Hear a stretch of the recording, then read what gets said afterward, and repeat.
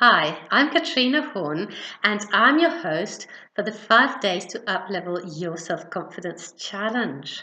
I just wanted to let you in on the story behind this challenge because maybe I come across now as quite self-confident, and I feel self-confident because I know who I am and I know what I'm capable of, and I'm always challenging myself to be more me, to do more of my stuff, right? So I wanted you to have some of that because this self-confidence that I've got today is something I learned. I didn't used to be self-confident. In fact, not feeling self-confident got me into quite a few scrapes in life. So one of them that I've already shared a bit about was getting into a relationship with a person who was not very good for me because he was suffering from, I think, a mental disturbance.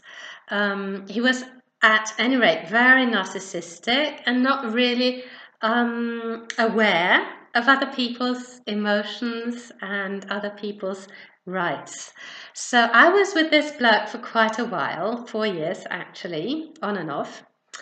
And how did I come to accept living with this person? Well, I sort of got manipulated or hoodwinked into being with him because I had put myself in a very vulnerable place. I was living in London and I suddenly decided to move to Paris for a specific reason, and that was to learn how to play the harp at the Paris Conservatoire. So I did that. I went to Paris, not speaking any French.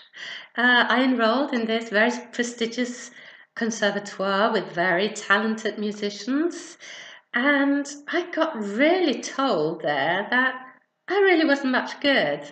Like, their approach in the group that I was around was all about being intellectual around music. And my approach to music had always been feeling the music and sharing the feelings, like communication. But they were really into analyzing music, being aware of all the technical aspects and all that. And that got me into a lot of self-doubt. So I thought, wow, I've been a practicing musician now for 7 years. And I haven't really understood anything about music yet, right? So I questioned myself immensely. And this bloke arrived and said to me, well, he didn't say that, but he showed me he had lots of trendy friends, like in this hip atmosphere in artistic Paris. That was a scene I really wanted to be part of, where I met a lot of interesting people. So I thought it quite cool to hang out with him. He had lots of wonderful friends too. And so I sort of got drawn in little by little. Obviously, at the beginning, he was very kind to me. He was loving and helpful. But as time went on, this love and help and kindness slowly withdrew little by little, if you see what I mean. So I hope you've never been in that situation, but I got into this place where I started doubting everything about myself because he was always telling me how I wasn't able to do anything right. Now, I'm not blaming him because I let him, right? I could just have said no. But I wasn't in a position where I could do that at the time because I was craving the love. I was craving the companionship. I was craving the adventure of everything he had to offer, right? So that is what I wanted. And I thought, wow, the price is this. So obviously he didn't start off by criticizing me massively. It just was little by little, very insidiously, right? So that's how my self-confidence started to erode. It eroded slowly but surely till I got to the point where I didn't think I could do anything right. I couldn't even answer the phone right. I was in a place where I was just total self-doubt. And the funny part about this was I couldn't even see it because I thought he was right. I thought that, wow, yes, Katrina, you're so crap, you can't even answer the phone right. There's nothing you can do. Nobody's interested in you. We had friends, right? We had friends come round to us. And I thought, wow, when I left him, well, these won't be my friends anymore because they've just been tolerating me because I was his girlfriend. Do you see what I mean? So when I finally left him, I was able to leave him because he showed me, by being horrible to my family, he showed me that he could actually be very horrible. And that got me thinking, well, maybe he's being horrible to me. Maybe I'm not the only one who's at fault.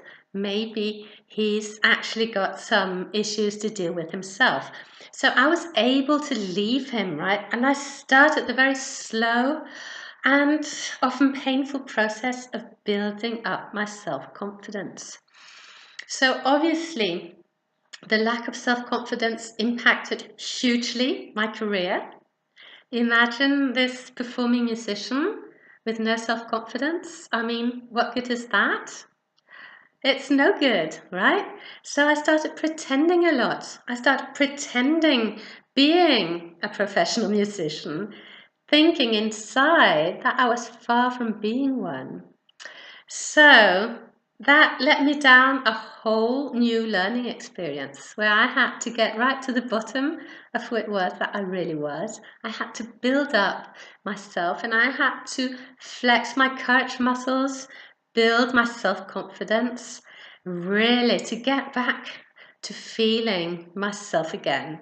So this is something I think I can really help you with. I don't hope you've been down the same slippery slope that I have, but maybe you've been through other things. But just know that you can actually build up your self-confidence.